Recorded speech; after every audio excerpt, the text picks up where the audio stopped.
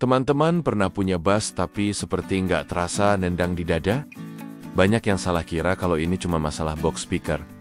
Padahal power amplifier juga bisa jadi biang keladi. Bass butuh daya RMS yang cukup karena frekuensi rendah punya gelombang panjang dan butuh energi besar untuk menggerakkan cone speaker. RMS adalah ukuran daya rata-rata yang memang bisa dipakai, bukan angka bohongan seperti PMPO. Kalau RMS kurang, bass jadi lemah, pecah, bahkan nggak terasa. Jadi, supaya bass kuat, bulat, dan stabil, pastikan amplifier punya RMS yang sesuai atau sedikit lebih besar dari kebutuhan subwoofer. Lalu, jika power terlalu kecil, maka bass jadi lemah. Jika power kebesaran, maka bisa pecah. Sebagai contoh, speaker 15 inch RMS 500 watt, maka butuh power sekitar 700 hingga 800 watt RMS per channel. Lalu bagaimana solusinya? Pertama, pilih power yang RMS-nya 1,5 kali lebih besar dari speaker. Pastikan impedansi 4/8 ohm sesuai. Cek juga supply listrik biar stabil. Jadi kalau bass kamu nggak nendang, jangan buru-buru salahkan box ya. Cek dulu power amplifiernya, cocok nggak sama spek speakernya. Sebab, dan kenapa suara bass pecah? Suara bass pecah itu bisa bikin pusing. Banyak teknisi pemula salah setting crossover dan equalizer, akhirnya suara jadi kotor. Fungsi crossover itu memfilter frekuensi, memisahkan nada rendah, menengah, dan tinggi.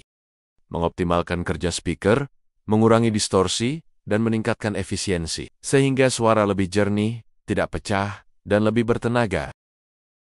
Lalu untuk solusinya, coba setting low di sekitar 40-100 Hz untuk sub.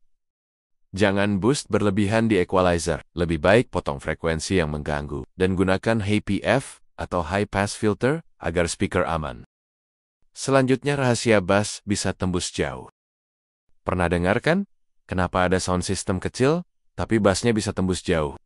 Rata-rata rahasianya ada di box speakernya, bukan cuma di powernya. Coba deh bedakan antara box tipe Sealed, bass reflex, dan horn. Horn seperti H218 punya daya lontar jauh, tapi butuh ruangan besar. Bass reflex cocok buat fleksibel, suaranya bulat tapi nggak sejauh horn. Dan ini solusinya. Untuk lapangan besar, pilihlah horn. Untuk indoor dan hajatan, pilihlah bass reflex. Dan sesuaikan desain box dengan karakter musik yang sering diputar. Dan ada yang tanya juga, apa penyebab power cepat panas terus suara jadi drop? Pernah lihat kan power amplifier cepat banget panas, padahal volume nggak full? Itu bisa jadi bukan salah powernya loh.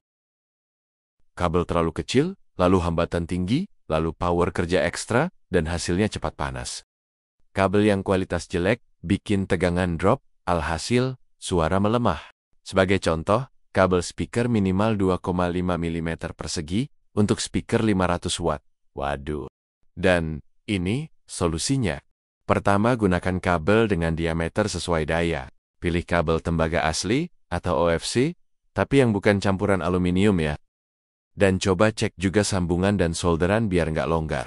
Jadi sebelum nyalahin power, pastikan dulu kabel yang kamu pakai udah sesuai standar.